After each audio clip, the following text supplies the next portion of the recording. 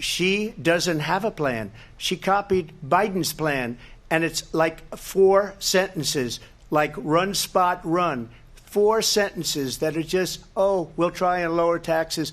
She doesn't have a plan. Take a look at her plan. She doesn't have a plan. I believe in the ambition, the aspirations, the dreams of the American people. And that is why I imagine and have actually a plan to build what I call an opportunity economy. Because here's the thing. We know that we have a shortage of homes and housing, and the cost of housing is too expensive for far too many people. We know that young families need support to raise their children, and I intend on extending a tax cut for those families of $6,000, which is the largest child tax credit that we have given in a long time. My opponent, on the other hand, his plan is to do what he has done before, which is to provide a tax cut for billionaires and big corporations, which will result in $5 trillion to America's deficit. We're doing tariffs on other countries. Other countries are going to finally, after 75 years, pay us back for all that we've done for the world. Look, we've had a terrible economy because inflation which is really known as a country buster. It breaks up countries. We have inflation like very few people have ever seen before, probably the worst in our nation's history. We were at 21%, but that's being generous because many things are 50, 60, 70, and 80% higher than they were just a few years ago. They have, and she has, destroyed our country with policy that's insane. Almost policy that you'd say they have to hate our country. First of all, they bought their chips from Taiwan. We hardly make chips anymore because of philosophies like they have and policies like they have. I don't say her because she has no policy. Everything that she believed 3 years ago and 4 years ago is out the window. She's going to my philosophy now. In fact, I was going to send her a MAGA hat. She's gone to my philosophy. But if she ever got elected, she'd change it, and it will be the end of our country. She's a Marxist. Everybody knows she's a Marxist. Her father's a Marxist professor in economics, and he taught her well. But when you look at what she's done to our country, and when you look at these millions and millions of people that are pouring into our country monthly, where it's, I believe, 21 million people, not the 15 that people say, and I think it's a lot higher than the 21, that's bigger than New York State pouring in. And just look at what they're doing to our country. They're criminals. Many of these people coming in are criminals. And that's bad for our economy, too. You know, you mentioned before, we'll talk about immigration later. Well, bad immigration is the worst thing that can happen to our economy. They have, and she has, destroyed our country with policy that's insane. Almost policy that you'd say they have to hate our country. And Trump. Well, as I said, you're going to hear a bunch of lies, and that's not actually a surprising fact. Let's understand how we got here. Donald Trump hand-selected 3 members of the United States Supreme Court with the intention that they would undo the protections of Roe v. Wade. And they did exactly as he intended. And now in over 20 states, there are Trump abortion bans, which make it criminal for a doctor or nurse to provide health care. In one state, it provides prison for life. Trump abortion bans that make no exception even for rape and incest, which understand what that means. A survivor of a crime of violation to their body does not have the right to make a decision about what happens to their body next. That is immoral.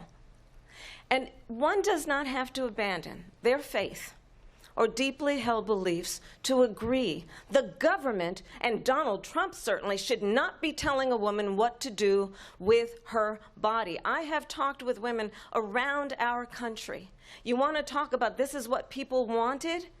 Pregnant women who want to carry a pregnancy to term, suffering from a miscarriage, being denied care in an emergency room because the healthcare providers are afraid they might go to jail, and she's bleeding out in a car in the parking lot.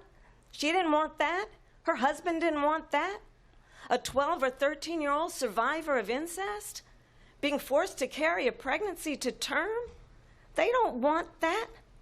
If you want to really know the inside track on who the former president is, if he didn't make it clear already, just ask people who have worked with him.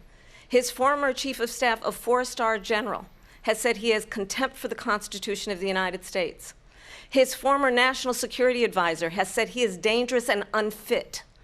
His former Secretary of Defense has said the nation, the republic, would never survive another Trump term. See, I'm a different kind of a person. I fired most of those people. Not so graciously. They did bad things or a bad job. I fired them. They never fired one person. They didn't fire anybody having to do with Afghanistan and the Taliban and the 13 people whose were just killed, viciously and violently killed. And I got to know the parents and the family. They didn't fire. They should have fired all those generals, all those top people, because that was one of the most incompetently handled situations anybody has ever seen. So when somebody does a bad job, I fire him. This is someone who has openly said he would terminate, I'm quoting, terminate the Constitution of the United States, that he would weaponize the Department of Justice against his political enemies. Someone who has openly expressed disdain for members of our military. Understand what it would mean if Donald Trump were back in the White House with no guardrails. I probably took a bullet to the head because of the things that they say about me. They talk about democracy. I'm a threat to democracy. They're the threat to democracy with a fake Russia investigation we do have a lot that went nowhere. Well, I think this is so rich, coming from someone who has been prosecuted for national security crimes, economic crimes, election interference, has been found liable for sexual assault, and his next big court appearance is in November at his own criminal sentencing. Look at what's going on in the Middle East. This would have never happened. I will get that settled and fast, and I'll get the war with Ukraine and Russia ended. If I'm president-elect, I'll get it done before even becoming president. Vice President Harris, he says you hate Israel.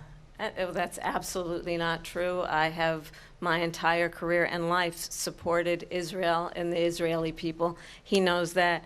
He's trying to, again, divide and distract from the reality, which is it is very well known that Donald Trump is weak and wrong on national security and foreign policy. It is well known that he admires dictators, wants to be a dictator on day one, according to himself.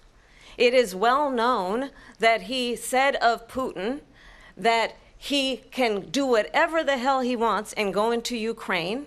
It is well known that he said when Russia went into Ukraine, it was brilliant. It is well known he exchanged love letters with Kim Jong-un. And it is absolutely well known that these dictators and autocrats are rooting for you to be president again because they're so clear.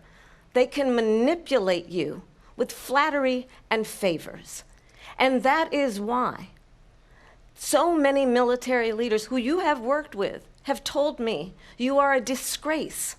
That is why we understand that we have to have a president who is not consistently weak and wrong on national security, including the importance of upholding and respecting in highest regard our military. Vice President Harris, thank you. They're the ones, and she's the one that caused it, that's weak on national security by allowing every nation last month for the year, 168 different countries sending people into our country. Their crime rates are way down.